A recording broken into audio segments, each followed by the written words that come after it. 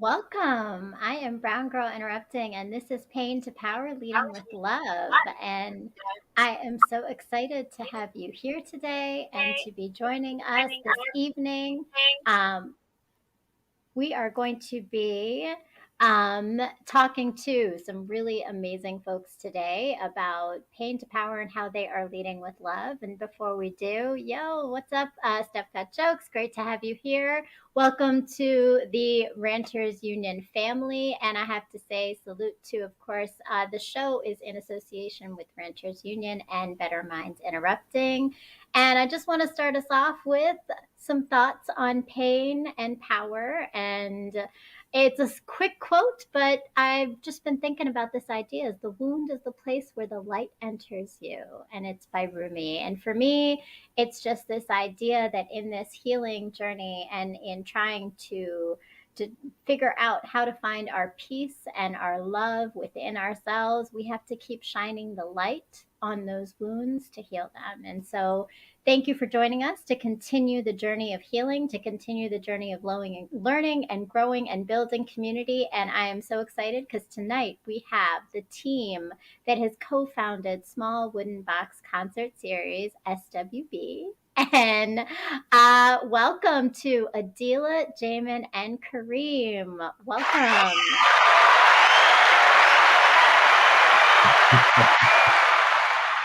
Yeah, we got it real official. We've got a whole audience Yes. clapping for you, okay? So first off, I just want to give you an opportunity to introduce yourself. Adila, I'll let you go ahead and start. Hi, my name is Adila Abbasi, and that's my name. The introduction you're looking for? I mean, what do you do? Like, what's Oh. your... My name is Adila Abbasi, and by day I work in the social sector, and I am a project manager generally for bringing services and programs to marginalized communities. That's what I do by day, and by night I just have fun. That's a good thing. That's a good thing. Just have fun. I love it. And Jamin. What's up?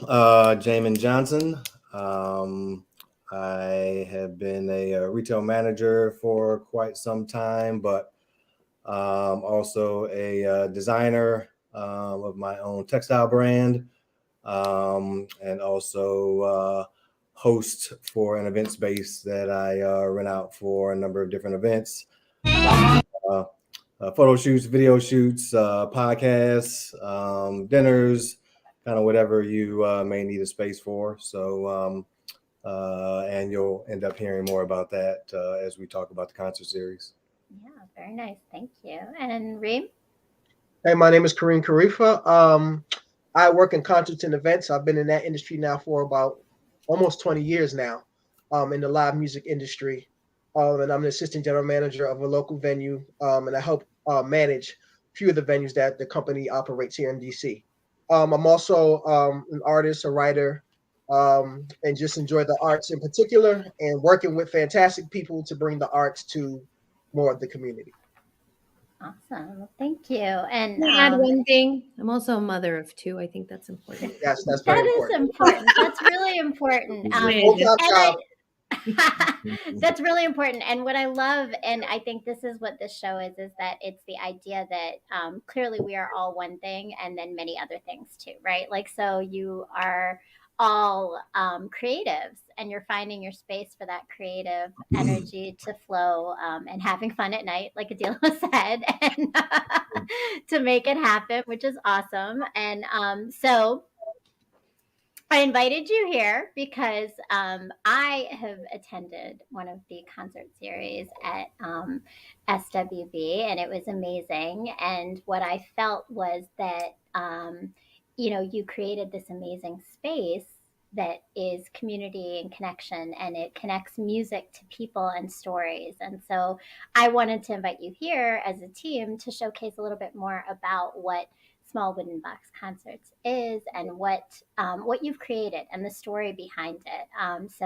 But before I do, I always kind of like to ask a little bit about, because the show is called Pain to Power, for you in your life, and it could be related to this or it could be something else. But how would you define pain to power. So Rima, I'd be curious to start with you. What's your thoughts? Like when you think about the idea of taking pain and turning it into power, what does that mean to you? You know, it comes to something that my mom always tells me. She tells me that when you go through this life, um, you can't help but you know um, go through pain or cause pain to others, whether intentionally or unintentionally. And since that is the process that we go through here as human beings, you have to learn how to take that pain and work through it. Because a lot of times when we go through things, we tend to collapse under the weight of it, and we don't really understand that this pain is part of the process. So it's a learning tool. As painful as it may be, as hard as it may be, it's a learning tool to push you to another threshold. And once you come out on the other side of it, you have scars, but you also have an experience, you have knowledge, and you can impart that knowledge onto other people, which is very important because the sharing of information about our experiences, painful, happy, whatever, is part of what community is all about. Yeah, yeah, definitely. Thank you. And I love that. And it is about sharing those experiences, which is why you're all here, right? It is sharing our experiences to help others to learn the value of using pain as a way to power us. Jamin or Adila, what are your thoughts on like on pain to power? um, well, I don't think you have growth without some sort of struggle or conflict. So I think that is where that power comes from, is from challenging moments and experiences and difficult things that you've had to kind of work through in our lives. That is what I think often, for me at least, motivates and inspires a little bit more of a drive to change the situation, and then that's where that change and growth happens. So there's really no good without bad. So there has to be that pain to really see the flip side and experience joy. Yeah, thank you, thank you. Yeah, I mean, I would agree with both of them in every sense. It's inevitable that you will experience pain. That pain will be present. It's how you move through that pain, how you learn from that pain or struggle or whatever the case might have been. That really can empower you to continue to um, like I guess it's kind of like when you're young and you fall and you scrape your knee, it seems like the world is ending and you're dying, right? But then as you get older, you start to get used to it and understand, how do you deal with it? How do you move through this pain? How does it become easier? And that's how I would describe pain to power.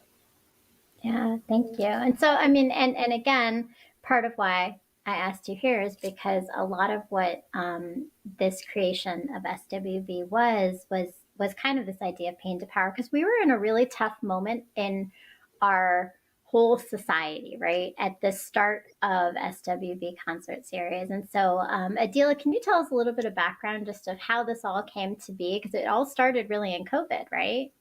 Yes, it did. Well, the genesis definitely started in COVID. I would say that, I was first kind of, I've known both of these guys, Jamin and Kareem, for a long, long time. But in terms of like intimate interaction and really like understanding and knowing who they are, I invited both of them to sit on a panel back in 2000, what was it? 2020, actually, it was the 2020 DC Music Summit. And I was part of the team that produced the summit. And I had curated one of the panels, which related to venues in DC. And Reem being the assistant GM at 930 Club, I hope that's the right title, Kareem, and Jamin having his own kind of like venue in DC, I invited both of them to speak on my panel. And so then watching Kareem be an incredible moderator, and working with him to build kind of like the premise of the panel and bring focus to what the panel discussion is going to be about. I really enjoyed working with him on that. And then pulling Jamin in, I just thought he was cute, so I wanted to keep talking to him. So just being able to work with these guys was incredible, and I just saw more opportunities for us to come together, and then that's kind of what shaped our team. And then one day during the pandemic, I was talking to a good friend of mine who's a vocalist, and she was talking about how stifled she felt during the pandemic. She lived with her boyfriend, who was also her producer, and so they were kind of like, there was no creative energy. And she's the type of person that likes to perform at it, open mic nights and whatnot. And so she was, just in that story that she was telling, I was like, I think we might have a solution for this. And Jamin was looking for some content marketing, if you will, for his place that he rents out. And I was like, hey, we could just like live stream some shows. I think among the three of us, we know enough musicians that we could make something cool happen. Then I brought them together, and they knew I was serious because I had an agenda at that first meeting. And so they took me seriously, and then they were on board, and it was all like, we flew upward from there. It was awesome. I love it. Nothing so serious like an agenda and a PowerPoint at a meeting, right? Like dates and everybody's name on it. Yep. Yes, no, but and that's awesome, because I think again, like what you did was you saw the talents in these two guys, and but also like this opportunity of a vision that you all came together and you created, and that's huge. So when you think about that, I'm just curious, like what is it exactly for each of you of like what you envision and what you want to come from SWB? Oh, what do we want? Well, I'll start that, but then I'll let these guys chime in. But really, the Yeah. idea, like when I first thought about it, when it was like a baby in my head, the idea was to offer a platform to local musicians, those that don't necessarily have the resources or the opportunity to reach a larger audience. So the pandemic obviously kind of made us stand still where we were, or like sit in place, right? And so folks that don't have access to like the technology or it's very expensive to have all that camera stuff and all of that, and like link with somebody like you've been blessed to link with your producer that allows you to do this that you're doing, right? It takes a team, and a lot of people don't have access to that level of team.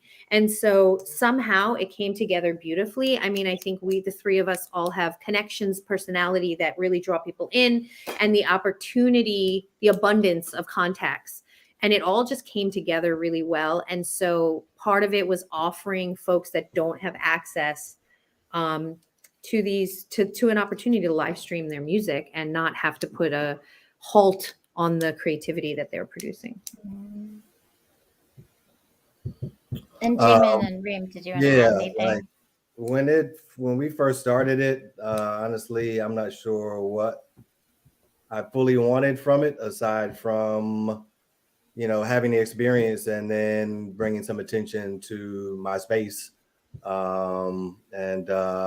and so even in that way, it becomes very layered, because like Adila mentioned, I mean, we had this crew of people that just organically kind of came together to do this production, that gave us their time and energy every other Wednesday for months. And so then not only are we now creating this platform for local artists to perform, some that have performed at different levels, but appreciate, the ability to create their own stage in the way that they can at Small Wooden Box Concert Series. And so, but then, so we're creating that platform, we're creating space for people to view it. We're creating this space for, a photographer and videographers to come in and create this content with us. We're getting this experience in putting together shows and, building stronger relationships with each other and also other people around the community. So, I mean, it's just like endless, just up till this point, what we've been able to get from it. And so to kind of see the possibilities, I think are really endless. I think really dependent upon the level of time and energy we're able to put into it, the team that we continue to put together to grow, to allow us to do it more consistently and at higher levels. So, if we want to have a super high level, consistent show, um, I feel like that's something that we can do to expand far beyond DC. So, it's just we're all very busy with other things as well. And so, but I think we all enjoy working together, just the three of us, as well as, our house DJ Mundo Mio, Woo woo. So sound guy, Other Cream, shout out to Vicky, Sneak Shot, Carnegie.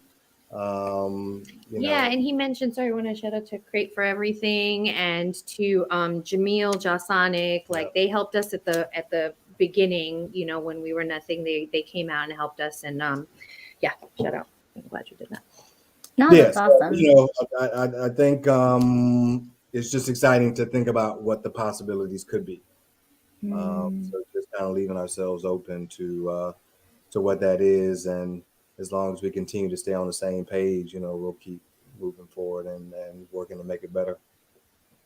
That's awesome. That's a beautiful thing, though, to imagine the possibilities of what something can be, right? It started as one thing, but it can always evolve to be so much more and expand. Which is really cool. And yeah, you have a pretty, it takes the community of just people that came together to create is pretty huge. Kareem, I don't want to leave your thoughts out, and I'm actually curious to know, because you said you have 20 years background in your history in music. So how has being a part of this been in your journey of what you imagine from it? Oh, it's been incredible because being able to see this from its infancy and being part of a great team of just putting the bricks in place to get this thing up and running. And like Jamin said, it came together pretty organically, with some folks that, we knew and some that we had just met, and we just all discussed this idea and everyone was on board and we just jumped in, and it was beautiful because everybody really kept the vision at the forefront of their minds. They knew exactly what they wanted to get out of it and do and push, and it just came together, and I'm thankful, as they mentioned, a lot of the people who helped us to get this up and going in the beginning. Shouts out to them because they were part of this journey. But in terms of the grand scope of things, working in the concerts and events for almost 20 years, I've seen a lot, and one of the things that I've always wanted to help push forward was the native arts and arts community here in DC. And during the pandemic, as Adila said, there were people who were just chomping at the bit to have an outlet to express themselves artistically, whether it's through photography or music or whatever their art might be, and they just couldn't because we were locked down. So how do we provide that kind of content to the artists and to the community and keep them safe at the same time? So that's how we came off the live stream of putting artists, in small wooden box and then streaming out to folks so they could actually see what we were doing. And I think it was more well received than we actually realized, later on. In the beginning, we were kind of saying, okay, how's this going? But we realized that people were really digging this concept. And we're just thankful and blessed that they continue to ride with us through this. And as Jamin and Adila said, the next level is on its way. We've already pushed through with this last show that we just did with Disco DC and the artist Yaj, peace to him, and all the Small Wooden Bucks alumni who have performed and blessed our stage. We really appreciate them. But I look forward to what's coming. Yeah, thank you. And so I would say, it really is transformational the way that you do the setup in particular. I think that's what kind of caught me. As I said, I went to that one concert, which I had Flex Matthews, who was on the show just a few weeks ago, and sharing his story. But a lot of it was just that, Kareem, your interview with him before really created this connection between the story behind music and how music is so much deeper than simply just the performance, right? Yes. There's so much more, and we're going to talk more about that because I definitely want to get into more about with your interviewing. But in that way, how has music influenced each of you in just your own journey of life? Where has music played this role in your lives? And even like, I don't know, if is it related to pain to power for you personally when you think of like your journey with music? So let's see. I'm gonna have Jamin. Why don't you start for us? We're just gonna take turns here in this conversation. That's a tough question, but easy. Yeah, I was gonna say not tough at all. It's I'm an emotional dude, so I listen and connect with things that are tapped into where I am emotionally, and so and if I'm down, that isn't necessarily a bad thing, because just the nuances just of music and the sounds and the instrumentation of certain artists, and sometimes some of that deep sad shit like gets me going in a certain way, you know what I mean? And I like to run as well, and so if I'm listening to my music running, or if I'm sitting at home just listening, it can get me in a creative space. And so and then during the pandemic, having a full control over what my days look like gave me the ability to even tap in even more to new music, or just listening to old stuff that I hadn't in a while, and really letting that kind of get me in whatever kind of flow I wanted to go in. And then spending a lot of time in the pandemic with her, and listening to her music, and seeing how we connected through music, because we culturally, we came up in the same time, and so we appreciate a lot of the same kind of music, regardless of the genre. And so it's always cool to tap into what those around you are listening to as well, and connect to those similarities, and but also contrasts. So yeah, it's an interesting thing, and it's always tapped into just where I am right now in life. I was gonna say he also used music to drown me out sometimes. Well, it can be totally silent if I can do that. I don't need music. Right.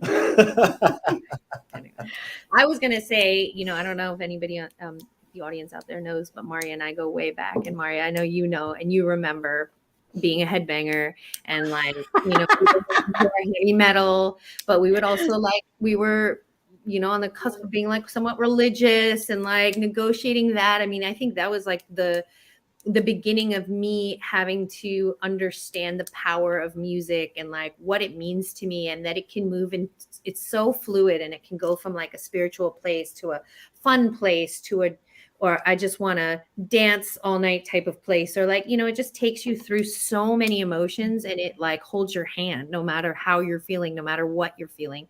And I love that about music. And it's been like, I mean, I have a freaking note tattooed. I mean, the music is so important to me. And then being able to use that love of music. I have no musical inclination. I can't sing. I'm tone deaf. I took guitar lessons for like 2 years, and my teacher was like, cut it out, please. Like, don't. And like, and so, yeah, I'll pay you to stop. And, and so I had to find my place in music, and I knew I had to be a part of this somehow.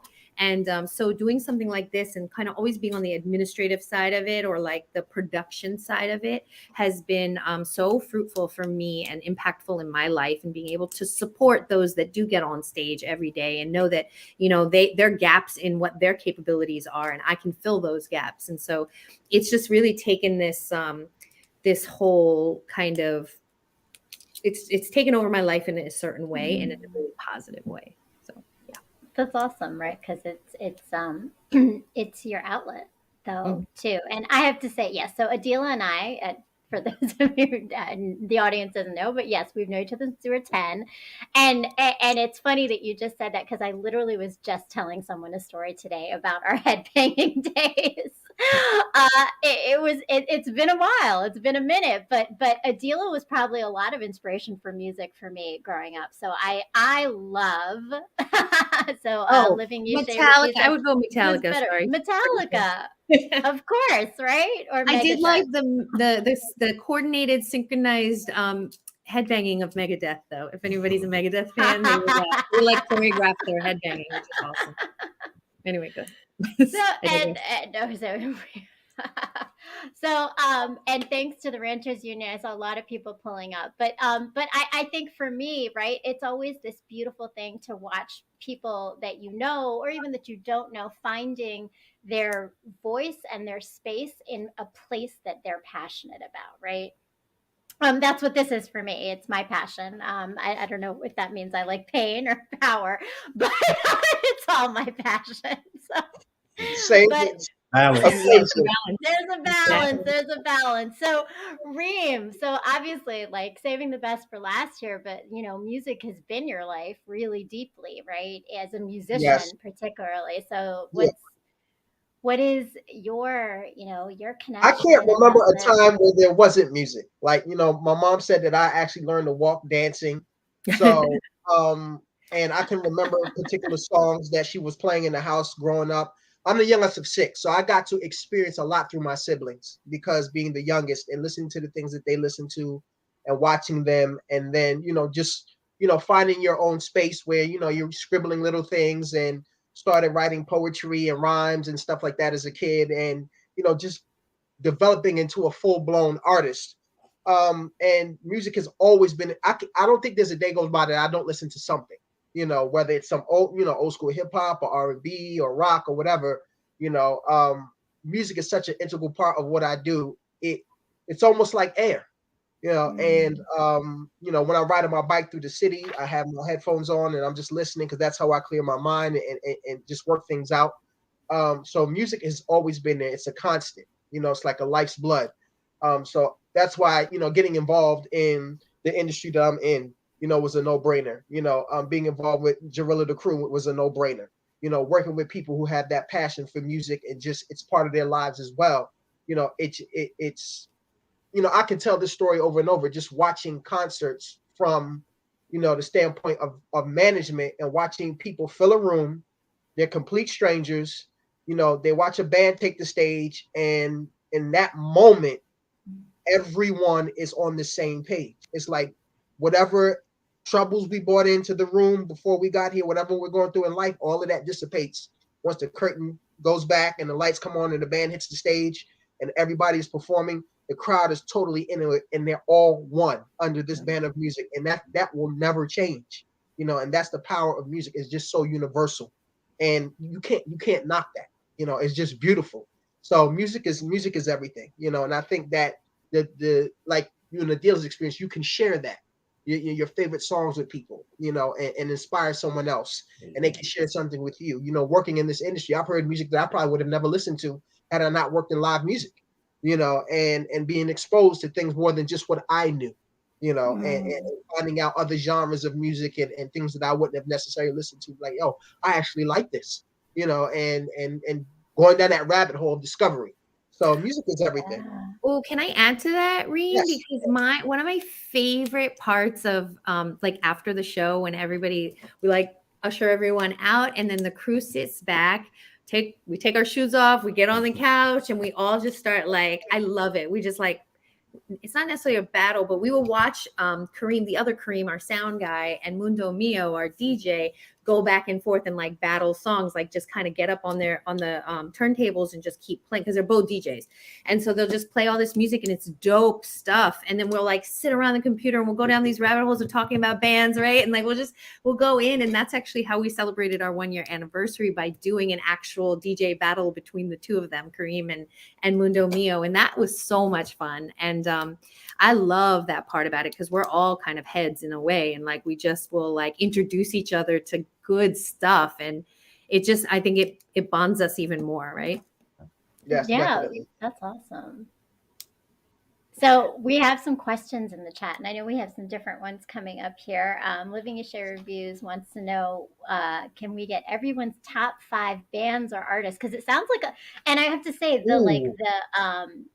or tracks. I love that it's so eclectic. Like all of your artists are so different, right? Like and exactly what you said though, Kareem, about like the moment where it's like this connection when the music starts playing. It's deeply That spiritual. it's deeply spiritual, right? It's just like it's intense, but yet you're able to do that with such a range of different artists, which is awesome. So the question is your top 5. It's a Who hard wants one to to start start? to cuff. Yeah. I mean, just in general, like I'm a huge Sade fan, so she's like definitely in there. But I mean, there's so many genres. Like I could say Sade, Guns N' Roses. I could say De La Soul is on there. I could Tribe. say, yeah, like there's so many. It's hard to say top 5. I have some go-tos. I'll say my way of telling you my go-to is I can listen to their whole album from beginning to end. I kind of I like to mix it up and listen to playlists because I can't really listen to the same artist for hours. But if I really dig them, then I can listen to their whole album from beginning to end. That's a good gauge, though. I like that. Mhm. That's a good way to narrow it down. So, Jamin, what about you? Yeah, it's I'm so all over the place. It's hard to say a top 5, but Tribe Called Quest, big Jamiroquai fan. Like she said, Sade, The love Cure. Anderson .Paak. Love the Cure. But you ask me tomorrow and I'll say 5 different things. Yeah, exactly. Right. But definitely covers all genres. So it's there's a time and a place, Right. like I think about trips I may have taken, like to Amsterdam, and in the club, listening to house, and so I just think back to where that experience took me, just dancing by myself for hours. A lot of this music I'm listening to I haven't heard before, and so, but it's one of the most impactful experiences I've had listening to music. And I can't even tell you the artists I was listening to. And so it's like Kareem was saying, I mean, music is something special. And there's so much good music out here, and we forget that a lot just with the nature of the industry and media and listening to the same shit all the time, especially mainstream. But there's so much good music out here. Mm-hmm. That is, it's hard to narrow that down, but I appreciate the question. I also want to add Kenny Rogers and Shuggy Otis to my list. I think that makes 5. You actually had got 5 out. That's funny.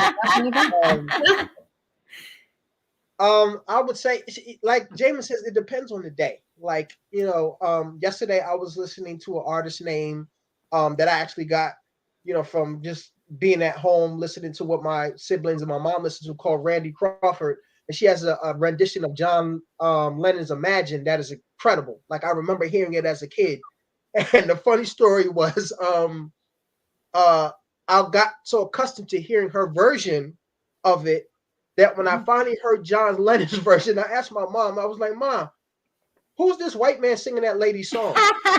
And she said, that's his song, baby. And I was like, really? She was like, yeah, he's the one who composed it and wrote it. And she just redid it. That's her rendition of it. So people can take a song and just completely change it and send it to the stratosphere. It's the same thing with Whitney Houston did with I Will Always Love You. Yeah. For Dolly Parton, who was the original writer and owner of that song. And of hers too.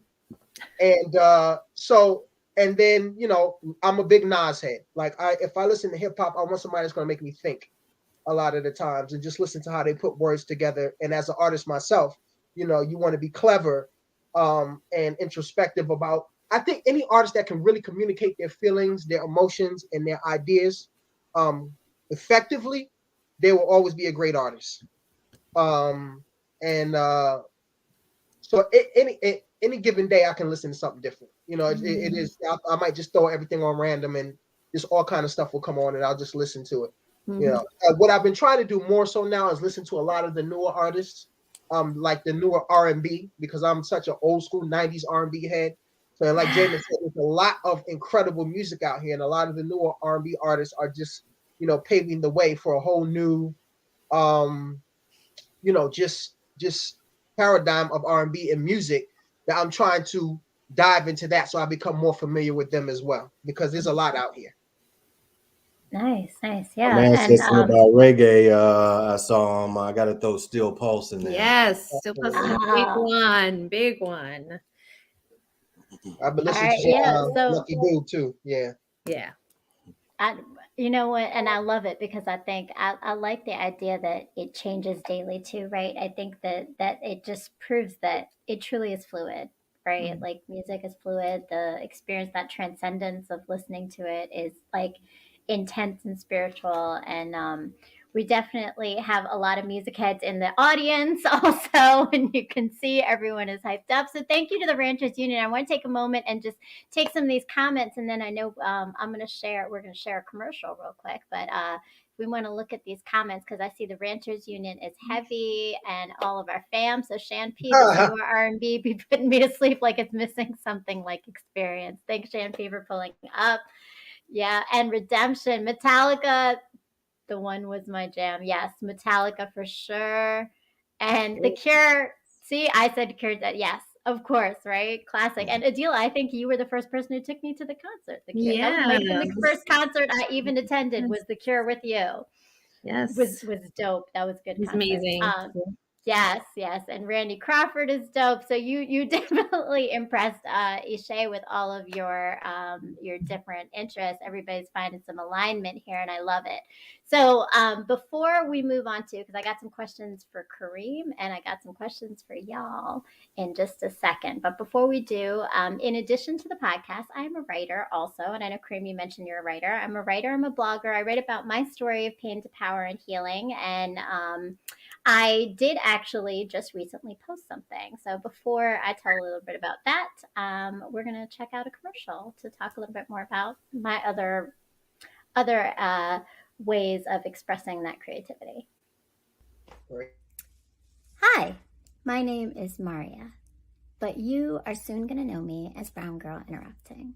And what I mean by that is that very soon, hopefully, you're going to be following my blog. I am a writer. And I started writing because I was married, I had children, and then my life changed when I separated. And I did a lot of learning and reflecting and growing in that process of change, because change always leads us to that. And I've decided to share that with the rest of the world, because sometimes hearing that someone else is going through the same thing as you, or understanding and putting words to the feelings and experiences we're having, helps us to heal from them, or grow from them, or learn from them. And so that's what my blog is. It's writing about life, healing, relationships, parenting, dating, marriage, pain, love, mistakes, growth, and coming out whole still in all of it as a human, flawed, but always open to new things. So that's my life, that's my journey, and it's written in this blog. But my hope is that you are going to go to www.browngirlinterrupting.com and join and subscribe to the blog and read all about my story to help you maybe gain some perspective on yours.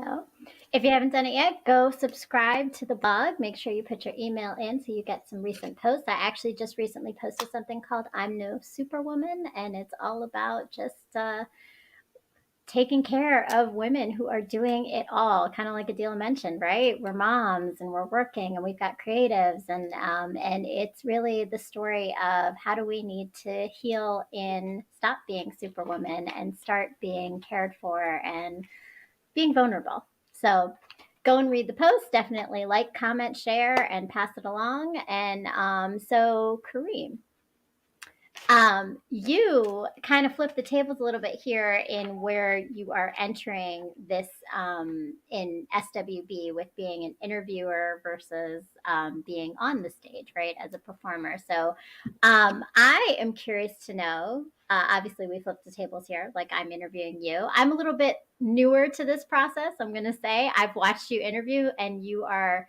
masterful in really like Well, you're not so getting bad yourself. well, I appreciate it. I appreciate it. That's high compliments. But you know, you really are. Like I've watched a lot of the conversations, and like, you know, I'm just curious to know, like, in your time of doing SWB and even just interviews in general, like what have been some really memorable moments for you as the person doing the interview?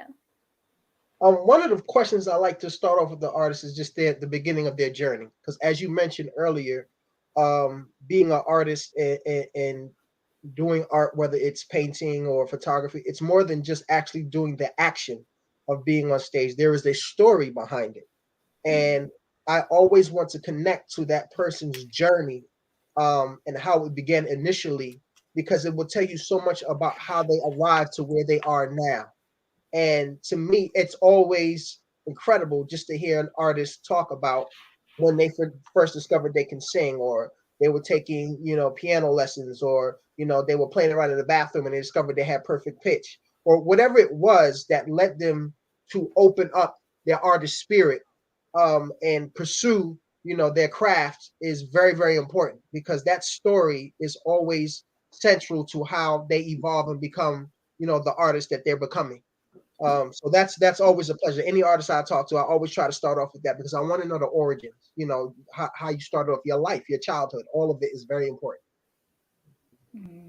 Yeah, it is, right? Because we are, I mean, we are through our identities as who we form, who we become, right? And those experiences Yes. are all so dynamic. I love that because I think it showcases how everybody's path is different, Yes. Yes. right? And In we're ever music. evolving.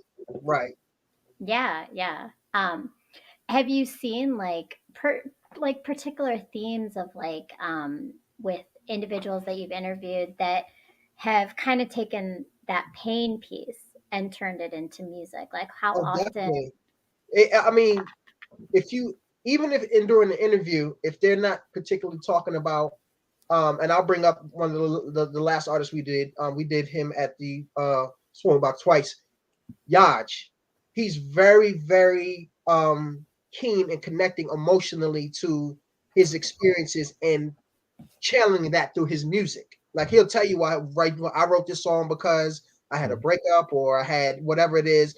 Those kind of moments are great when they're able to express that. But if you even just listen to the artist's music, sometimes they don't say it, and you listen to the lyrics while they're performing, and you're like, wow, this person actually went through something, or they're touching on something that, last music is therapy. They're touching on something that other people um are experiencing as well and may not speak of. And that's the thing about Mm, trading these stories and these experiences, is that, a lot of times you think you're alone in the world in your pain, until you have conversations with someone, or until you read, or until you discover that there are other people out there who share the same painful memories that you have, or experiences that you might have had, and you can talk to them about how they overcame it in their lives, and it might inspire you or help you if you're currently going through that, or you just share how you went through it. So I think all of that is important. If you have to listen, and you have to be open to listening to people and their vibrations. mm. And that's not an easy thing to do. I want to say, interviewing people is It's a not an easy thing. challenging thing. But like you said, right? I think like it is that stories are the driver of the music, right? And that story itself, right, is a connection for your audiences to understand whom people are and that commonality, right? Like find that connection, find what resonates with you and understand the music deeper. But so within that, like it isn't easy being an interviewer. What are some of the things you've learned about yourself in this process? Any challenges that you've experienced that have kind of helped you grow through being a part of this group or being a part of SWB? I'm trying to make sure that I'm not generic when I'm interviewing artists, to make sure that I kind of get an understanding of who they are and try to form those questions based on, if they provided a bio or just getting a sense of who they are as an artist and a person and trying to tap into them. That's very important because once you do that, people tend to relax and then they open up more and allow you to see more of who they are as a person, as an artist. If you ask people a lot of the same generic questions, it's like, okay, I can get these questions asked by anybody. But if you're asking something that pertains specifically to me, something that you see in me, then I have a tendency to open up more and share things with you. Yeah, thank you. I love that. I love that. And that intimacy is so important, right? Because there's It so is. many canned interviews. I would agree. And I say, and I don't know if I've hit the mark the same way, but I will say that that's kind of been my goal of interviewing too, right? It's about a conversation. It's not about an interview, right? It's Right. supposed to be just us vibing and enjoying each other's Exactly. company and having a conversation back and forth. And that's definitely what you create and what it feels like. And I was actually just thinking as you were saying that, like, I wonder how much of the way that you've structured these concerts that you have like that intimate conversation. I wonder how much that plays into the way your performers actually show up on stage, and if there's an impact in that emotional like ignition almost of the conversation. Because definitely Flex, yep, there's Flex Matthews, right? I felt it, right? Like you felt that connection between some of the conversation you had with the way that he showed up on stage. I don't think you can answer that. That's more of a rhetorical question, I'll be honest, because I think only the artist Well, might be him able in to answer it, I guess. we have so much history, so I knew a lot about him prior to him coming on the show. He's actually the first person to put me on stage to perform. So me and him have history, and I have an idea about his journey. But we're friends, so it was easier for me to interview him because I knew his story, somewhat, and then he was able to expound on things that I didn't know, and just having him tell, or any artist tell their story, I think it's an icebreaker. If it gives them an opportunity to relax and just tell their story. So by the time they do hit the stage, they've already filled the audience in on the nuances, and now I'm going to give you the other side of it. All right, nice, yeah. And that's and so you're uncapping more details, and I think even like you said, like even knowing him for as long as you have, right, to be able to uncover even more things in that conversation. Right. So Ishay's got some more questions for us. So who is your favorite, or maybe I'm gonna say I'm not touching that. challenging artist? I don't know if you're gonna put yourself out there with that, but who's a favorite? How about that? Let's start with that one. It's like having children. You're not really allowed to say that. I will say this: who really like blew you away? Who has like, yeah, and that's for the whole team. Like, who's blown you away? I mean, just about Everybody. everybody. And I'm not saying that to be diplomatic. I'm saying that in the 2 seasons that we've had, the folks that have touched that stage have been like, you got to remember, we're fans of music too. So some of these people we might have already seen and some other performers, but the way they showed up for us, in that space was just like, damn, like, I almost fell in love with a couple of people, I'm not going to exactly with it, but music is intoxicating, right? Like, yeah, that's it. intoxicating. It was just like, wow, I did, like, you just get hit up and you're just like, wow, okay, I was not expecting that. Yeah, I've the seen show we're watching was our favorite show at the time. Yeah. It's just like, because you're in it. Yeah, like James is constantly filming and documenting, making sure that he gets great footage, and then Dealer's always around. You like, just she's mom, so she continues to curate the space and make everybody feel at home. You good? You okay? All right? Like, it becomes a family affair. And I'm glad that you just threw up that clip because Mo is actually a friend of mine, and I had not yet seen him perform prior to that performance. You know, so I knew that he was a performer. I knew he was a writer or artist, and he just blew me away. You know, it was just like, you know, that's the beautiful thing about discovering things about people that you already know, another facet of them. You know, and they show up in a different way, and it was just a great show. You know, and that's what we've had. We've been blessed to have. You know, I can't really think of anything where somebody's like, cut the camera. This ain't the person that's supposed to be on there. Yeah. And our youngest in charge. Yeah. You know, she was phenomenal. She's special. She is phenomenal. So wait, You tell know. us the story behind this artist. I haven't seen all of your concerts, but I've caught some of them. Zaya came to us. Was it? Did she come? Stacy Frazier.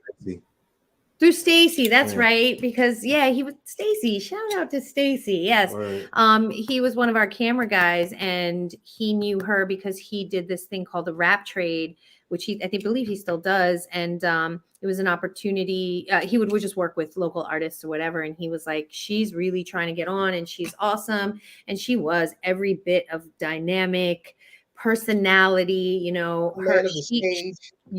like stage presence. She felt the lyrics, like you just knew she was special. And you know, I was just gonna add one thing to what Kareem said about the space and about the musicians that we've had and how blessed we've been to like have such high energy.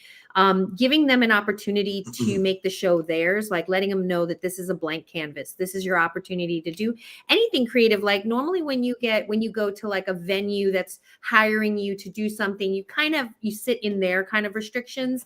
But this was their opportunity to kind of do something different or be creative or whatever. And that is, I think, partly why. And then also just the space itself, Small Wooden Box. So the concert series is named after Jamin's brand, which is Small Wooden Box, and the space, what he calls Small Wooden Box space. And so we called it the Small Wooden Box concert series, and then evolved into SWB concert series to just shorten it because it was a mouthful. But the point is, his space already invites you into this like amazing energy. Just when you walk in, you're like, whoa, right? And you just feel a rush of good energy come at you. And so you can't really help but align with that positive energy that's in the space itself. And I think it just starts from there and it blossoms, and then people feel it. And then when we added the component of having a live audience, that just brought the energy. I mean, prior to the live audience, our crew was big enough to be a live audience, right? And we were hype. Like we would just get hype off of the shows, and we would be the audience. And the artists themselves would feed off of that because it had been so long since they performed in front of anybody, you know. And then just when things started opening up lightly, and we had these like, you know, smaller audience, intimate audiences, again, like just having an intimate, there's something to be said about having an intimate audience, right? And looking at your audience eye to eye, and you can like make eye contact with everybody. I think that all contributed to the high energy and the stellar performances that we've had. Yeah. And I can attest to all the things you said from an outsider coming in. And I'm not a musician. I don't have a heavy history in music itself. You can sing, you're all of it. You can sing, I've heard you. That's about it. But you know, I'm not on stage doing it like you know, like your performers. But I think like everything you just said is really like it's true to form, right? The space, the intimacy, the way it makes you feel. And I watched some of those virtual concerts when they were first coming out, and you could see and feel the energy even in just your crew, right? Like you can feel all of that. So before we finish up, I got to come back to one thing, because it is called Pain to Power, Leading with Love. And we talked a lot about pain and power. But I want to kind of get into this idea of leading with love. The Ranchers Union says, oh, I missed the comment. Not yet, not on stage yet. Reem, bring her on stage. No. Do not bring me on stage. I will feel really stupid if you bring me on stage. I will read something for you, hands down, easy. I could read, I could tell a story, but I will not sing on that stage. That stage has graced too many talented people to have me up there. You can have poets and spoken word artists too, so if you can do that, not a problem. I got poetry, I got my blog. I can always read something I wrote for sure. I would definitely love to. I would be honored to. Let's be honest. Like Let's do it. that's a coveted space, right? So leading with love. Okay, so you've kind of alluded to it a little bit, Jamin and Adila, but I want to know a little bit more about your dynamic. So, Adila, when you shared the story of how SWB started, it started off as friends. All of y'all were friends. Yeah. But has it evolved to something different? And how did that all come to be? Well, I mean, that was my plan from the beginning. I only invited him to get in his pants. No, I'm just kidding. Truth comes out. Sorry. Hope there are no kids watching. Yeah, I don't know. It was like quarantining together, Yeah. maybe. Is that what it was? Yeah, it started definitely as a friendship. Knew each other for a long time, and then kind of grew our friendship more relatively recently. And then doing the show had us spending like a lot of time together, and then just kind of quarantining. Everybody kind of paired, you had your bubble, you created your quarantine bubble, and he was definitely in mine. And being able to I think it's very attractive when you can and learn that you can, when you learn that you can work with somebody well, and be it like, it was kind of a foreshadowing of how we could work together in a relationship, because it's similar transferable skills that you need, like communication, understanding, patience, all of that. I mean, I'm a lot. You can ask Reem and Jamin. I am a lot, but I think that they appreciate what I bring to the table. I am the butt of all of their jokes, and I love it. And I wouldn't really want to work with any two other people on this project. Our energies go together. They have the patience to not even say, "Shut up, Adila." I just know when they're like, "Shut up, Adila," in their heads. And like, it's just like, it's great. I mean, Jamin and I just like, I'll speak for myself. I'm sorry that I saw in him like opportunity again, just to be able to work well with somebody just speaks volumes, because it can be tricky. And when times are stressful and you spend a lot of time during quarantine, you spend a lot of time with someone and they can get annoying, and none of that was happening. So I was like, you know what, let's try this out. Yeah. Awesome. Yeah. So Jamin. Yeah. Adila apparently planned it all. How So- ready you fit in? To her point, yeah, with the concert series, and just with, we found that our birthdays were a couple of days apart, so we were noticing these similarities that we have that were creating this connection. It's nice to find somebody in a pandemic that, there's nothing forced, but you're just kind of naturally in a space where you have fun with this person. To see her work on the show was sexy to me. She creates a certain level of comfort through directness as well, just in how she works and help producing the show. She's the woman running this team of mostly men in this space, and she was always on point. If not, we always learned something together. And her desire to want to learn something new to help to improve the show every week. That was attractive to just kind of see how she worked in that space, and like she said, those transferable skills and how that relates to being in a relationship with somebody. Definitely the show brought us together in a unique way than how it would have been otherwise. Sound effect. Oh, that's cool. I always no got worries. surprises. That's I funny. love it. That's funny. That was good. That was lovely. And Adila is mad sexy. I would go with that too. So Thanks, yes. guys. Thank you. And I think And that the like what you said, like those transferable skills is huge, right? I think everybody's With looking those for that things. partnership, right? Partnership is huge, and to be able to find partnership through work and see that like lead into the to love and relationship is awesome. Are there hard parts though? I mean, what are the challenges of working Absolutely. with someone You've that known her you since also she are was 10. romantically connected?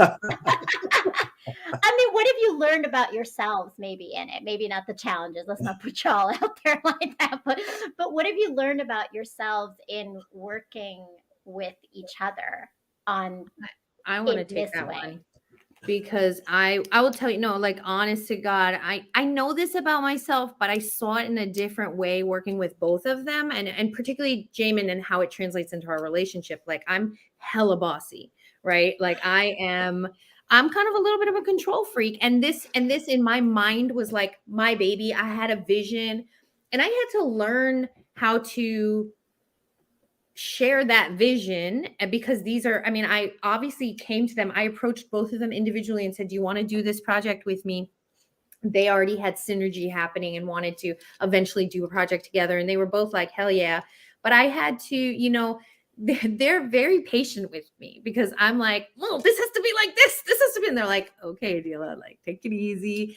And they bring me to a calm space without being rude or mean. And and I can be also very sensitive. As controlling as I am, I'm sensitive.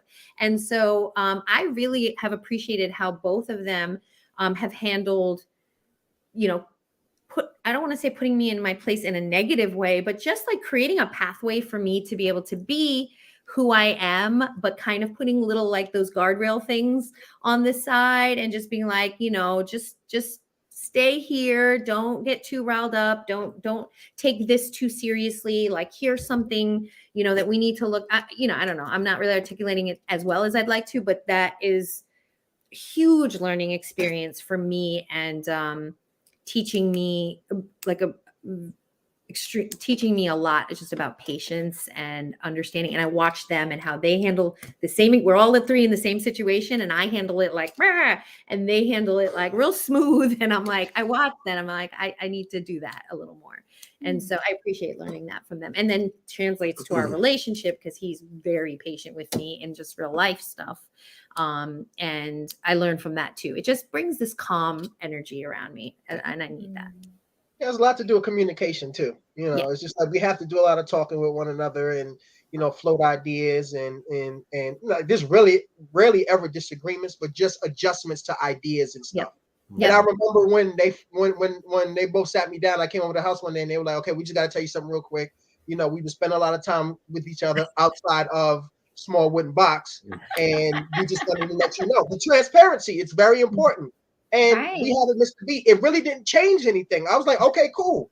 But everything just still went on as it should, And it's just like, and a lot of times, I don't think they realize this, but their relationship is also an extension of how they create a space for the artists and other friends to come in, because this is Jamin's home. Let's not forget that it is an artistic space, but this is his home, and we allow people to come in, and it deals like a mom. I mean, like she cooks dinners every show, feeds the staff and the artists and all that other stuff. So she gets in the kitchen and does that, and so that's also part of their relationship because they do that with each other.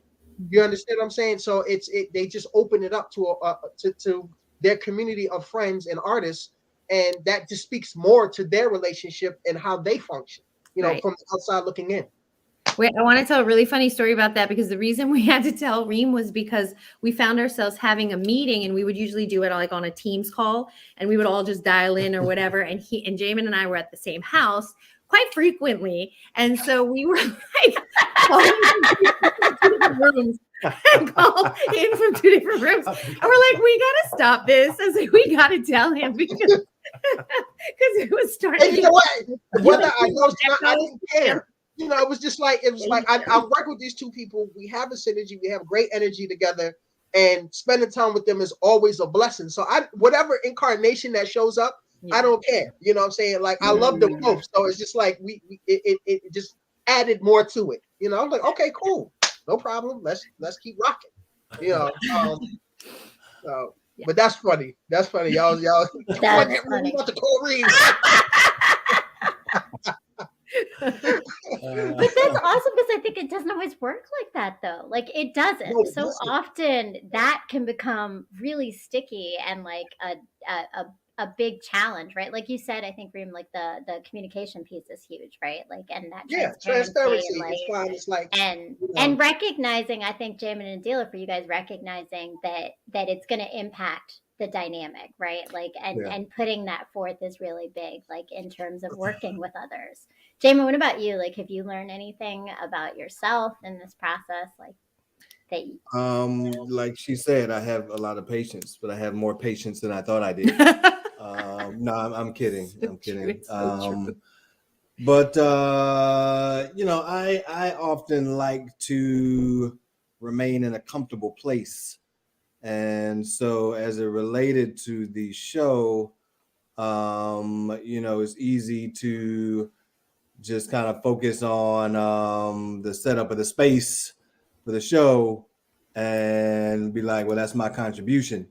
But what we were all very focused on doing was learning new things. And so, we had this production that we had to put together. So understanding the live stream piece and, the sound and the mic checks and, understanding the nature of what was happening with COVID. And so being responsible just as a venue as it related to the artists and the live guests. And so there were a lot of spaces that it was important to put myself in to help create a better show and kind of get out of my comfortable place.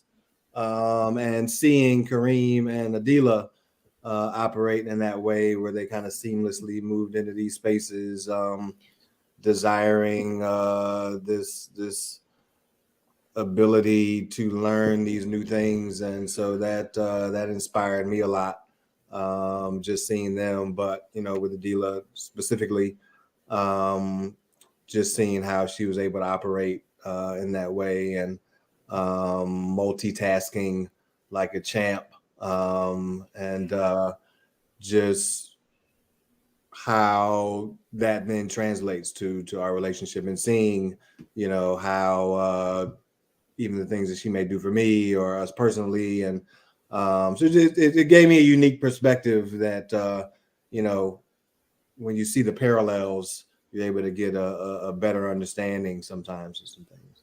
I want to add one thing that I think is teachable moment, but in terms of working as a couple in this team setting, we could easily disrupt the synergy that we have as a team as a whole, right? We work with generally right now, I would say it's 7 or 8 people that we work together as a team.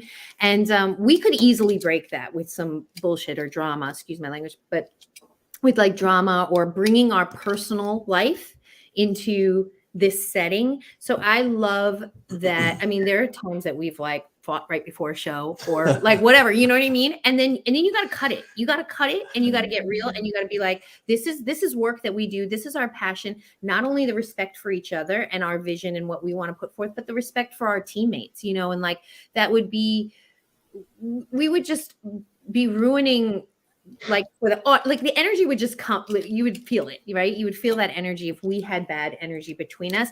And I just loved how we were able to like put that aside, continue to respect each other, speak to each other with respect in front of everybody, have like, certain little rules that helped us, like in terms of this is open to like an audience, DC small. Somebody could have walked in that Jamin might have messed with, and then I just like, and we just talk about it openly. I mean, that's like really like candid, like, but it is a thing, right? And groupies be everywhere. So I'm just kidding, but that includes male groupies. Male groupies, yes, that is no lie. And we've had to have those conversations and like create boundaries for each other and just say, hey, let's be open about everything that happens and talk. Yes, business over BS. Thank you, Ishay. That is well said.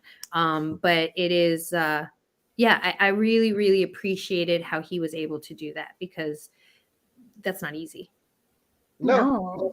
And it takes maturity to do that. Yeah. Maturity understanding, communication, and so many things, because when we show up, we're focused on the show, and like you said, it could be very disruptive, but they whatever they did or had to do, they held it together and didn't let on. It was like, Right. we got to get the business and and Hilarious. we got to get down to business, and we have a team of people relying on us, for leadership and involvement. So we have to do what we need to do to make this work, and then we can get back to what we have to get back to after everybody is gone and we Right. have our intimate time, But I respect them both for that highly. It's just like, sometimes people are like, I don't want to be the third wheel, but I don't mind being a third wheel because we're a three-wheeler. Yeah. And we rolling over shit. You know what I'm saying? So, Yep. so it's been great. It's been fantastic. Mhm. Wow, that's awesome. And you have all been amazing and great. Thank you for coming on and sharing your story. So before we go, I know we've taken like a good amount. If we said an hour, we kept talking. It was good. It was good. So thank you. Before we go, what's the next concert coming up? Who are you going to be featuring? When is it? Do you want to give some plugs on what's coming up? Well, it's a surprise, but we're looking at April 13th as the date for our show. You can follow us on at SWB Concert Series on Instagram to get up to the minute information on where our show is and what we're doing. Generally, again, it's at the Small Wooden Box Space, which is uptown in Columbia Heights. And you can find out about getting tickets and whatnot from our Instagram page. I love it. And the Instagram page is all in the links down here. Go to the YouTube The right ones, 'cause description. there's You'll 10,000. see it. Mhm. Yeah. Oh, is the right one? It I is the said, right is one. it the right ones? Because there's 10,000 of them. There are They're all right. I've been 10,000. looking So at them, just go tickering to the across the links bottom down of the there. screen. It's the Yes. right ones Yes, this they are time. all I made correct. the adjustments. It is They the are right Go one. to one of them, you'll find out. Yeah, which you'll one find. You from. can. One will Yeah. lead you to the other. Yeah. That's true. That's true. It all leads you to the same end point, right? Thank you so much to all of you. Like I mean, if you are in the DC area and you are around, you have to check out these concerts. You have got to go and experience the whole time and what the space that's created, the intimacy, the energy, the vibe, like it's all amazing. I know Ishay is in here in the comments. He was able to come to one of the concerts as well. So it's been really like it was an amazing experience, and I really recommend everyone to go and do it. And thank you for coming on the show. So for everyone else, and thank you always to my Ranters fam for showing up. Redemption, yes, definitely check it out. Redemption's local too. So thank you to all of you watching today and being in our live stream and in our chat and joining in. And of course, if you're watching after the fact, which we're going to be advertising this everywhere, so hopefully you are, just remember that I think we learned a lot about the power of music and the transcendence and the community that it can create, and how purposeful you can be in really being intentional of how we create those communities. So join us next week at 9 o'clock on Brown Girl on this channel and Ranchers Union and Better Minds Interrupting. For Pain to Power Leading with Love, I am featuring a woman who has experienced pain and turned it into power and led divorced women to find their voices. So tune in next week for Pain to Power. And thank you so much for joining us. And thank you to Jamin and Adila and Kareem for being here and for sharing for your having us. stories. It was amazing to have you, and I really appreciate it. And definitely looking forward to the next concert. Yes. Thank you. Thanks, Maria. And thanks to Ja Logic, our producer, and of course, Yes, Better Mr. Minds Jawad, Interrupting. thank you. Thank you. And Living in Shade says, great show, everyone. Love and redemption. Thank you so much. Battle Cat, what's up? That's Steve. What's up, Steve? So that's our high school friend, a friend from high school. Well, he's My your high school friend. He's your high school friend. He's just my friend from the time period of high school. Yeah. All right. So check us out next week, 9 o'clock. Thanks for being here, everyone. Peace out. Peace.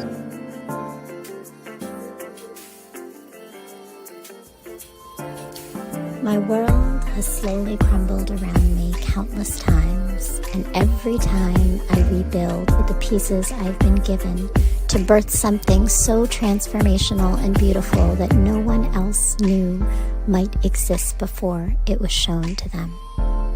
These moments tend to coincide within my romantic path. The universe has been telling me to focus on the revolution and not romance. It has over time given me the tools, resilience, and light to turn my pain into power. And only now do I see that the key to this always resided in the love and knowing I had in myself, not from the external sources of family or men. The message I have been avoiding might be that my time in this world I had existed in was not to receive love, but to put it out there for others to see, feel, and heal through. Revolution before romance moves pain into power.